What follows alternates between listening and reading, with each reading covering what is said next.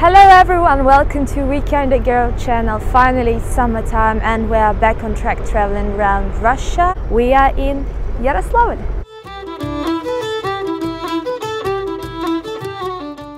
First thing first, to the city center and to the founding stone of Yaroslavl. This stone supposedly marks the place where the epic historical battle took place in 1010 between a bear and our Prince Yaroslavl the Wise. Sounds something like from Hobbit or Lord of the Rings. But according to the tale, that's actually how Yaroslavl came upon this place, and that's how Yaroslavl as the city appeared. First as a forepost to Rostov sovereignty, princedom, and later, much later, as a separate princedom, and later as a part of Moscow. Located at the spit of two rivers, Yaroslavl used to be a primary center of commerce on Volga, but nowadays people just navigate the river for fun and to enjoy the wonderful views. Speaking about views, some parts of the city were majorly destroyed during the Mongol Tartars' yoke, and this church is one of the reminders of that time. But the most gruesome and the most terrible part of history, of course, belongs to Time of Troubles. Time of Troubles was difficult for everyone, and I was speaking about it in Kaluga in my very first videos, that there are lots of factors which resulted in the emergence of false pretenders to the throne, and later the arrival of Polish-Lithuanian occupants.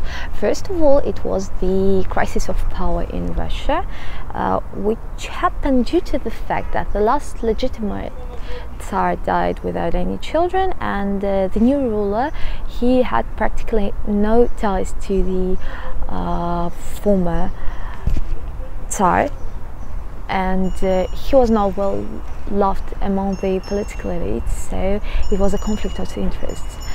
Secondly, the famine. Famine took lives of numerous people in Russia, and of course, due to the fact that until 1917, Russia was a highly religious country, deeply religious country, and people, they were quite superstitious, and they thought that famine was punishment brought upon all of them by Lord because of the new Tsar. So when the second false Dmitri came with promises of abundance and nourishment and flourishing cities with golden food and so on, of course everyone was happy. So Yaroslavl was amongst them, and they both promised that there would be a reduction in taxes or even their abolishment, so they were quite happy with the situation. But later, as they saw that the pretender did not intend to do anything promised, of course they were highly disappointed, and they changed their point of view quite fast. And then there was the intervention. Basically, in 1609, Polish-Lithuanian occupants tried to seize this city under control. However, nothing happened because of the natural barriers, and only due to betrayal from some of the citizens they could pass it. However, there was the second and final wall of defense, which is transfiguration of our Savior Cathedral and monastery, due to the fact that the Kremlin of Yaroslavl has long since been destroyed. This monastery and its walls, they were built with defense function in mind as well. So when the occupants came, they could do nothing. Absolutely. And then those figures you might have seen on the Red Square in Moscow came. Their names are Lenin and Požarsky. There was the first attempt to free Russia unsuccessfully, then the second one, in which we won, they lost, and the history took its turn. Yaroslavl is well known not only for its history, but for the amount of monuments and buildings in the city, some of which you'll find no information about in your English Wikipedia. In English Wikipedia, you'll find no information about this particular building.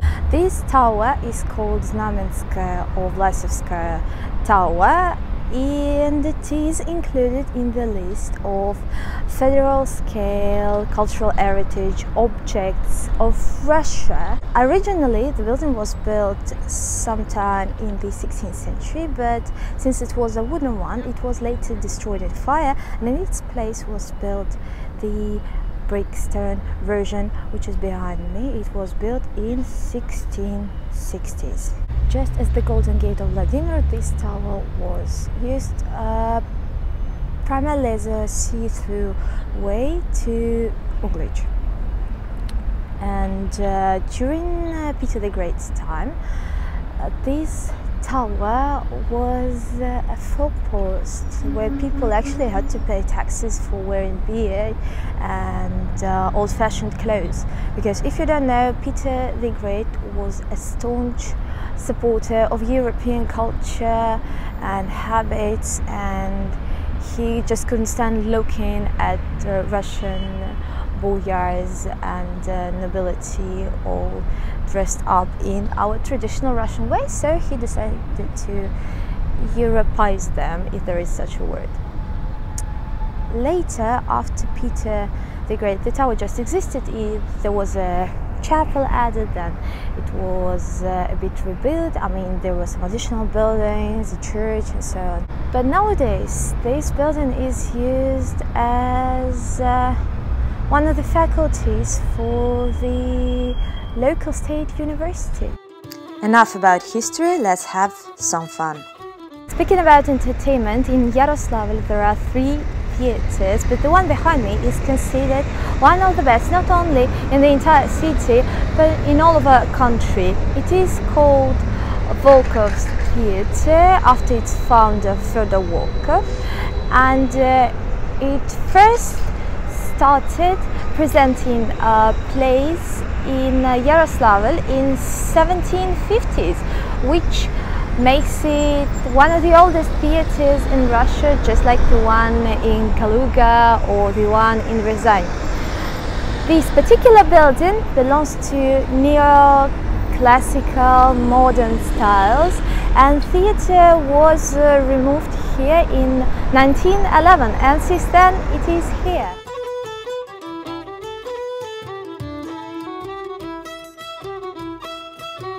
Grandpa Lenin is pointing his judgmental finger towards the enemies of communism, I suppose. However, the story of communists coming to Yaroslavl wasn't all sunshine and daisies. Unlike certain regions, Yaroslavl was opposed to Bolsheviks. They were against, because in 1918, after the revolution, when communists came to power, there was a shortage of everything in the region and people were suffering. It resulted in a region-scale rebellion, which the locusts lost, of course, because the federal government sent their troops and air forces, and as a result of the bombardment around 700 people died, and more or less 2,000 buildings were either destroyed or completely demolished. Nonetheless, despite all the disagreements and disappointment, Yaroslavl is still a part of our country. So when the Nazis came, and fortunately Yaroslavl remained safe from occupation, it was this city which hosted runaway children from blockaded Leningrad. They came here via Ladoga, via this so-called road of life. They suffered greatly, they could die because bombardment never stopped. But they survived, so they did, and so do we. now live and enjoy living. So that's the most basic overview of what Yaroslavl is like, and of course I didn't tell you about many things. I didn't tell you about the main cathedral, I didn't tell you all about the architecture preserved from 16th century, I didn't tell you about the fact that it is actually a World Heritage Site by UNESCO since 2005, and I didn't tell you most certainly that they make a good beer here and lots of tasty food. I didn't tell you all those things, but I hope you come to Yaroslavl and see them all, because first of all it is included in the Golden Rain route, so you won't miss it anyway, but secondly because it's one of the most beautiful cities, full of life and history and wonderful architecture with beautiful tile works and colors. I hope you enjoy it as much as I did. You will learn as much as I did during this trip, because unfortunately nowadays we don't know much about our country. And I hope you'll enjoy the continuation of this series. So I'll see you next week somewhere else. Bye bye.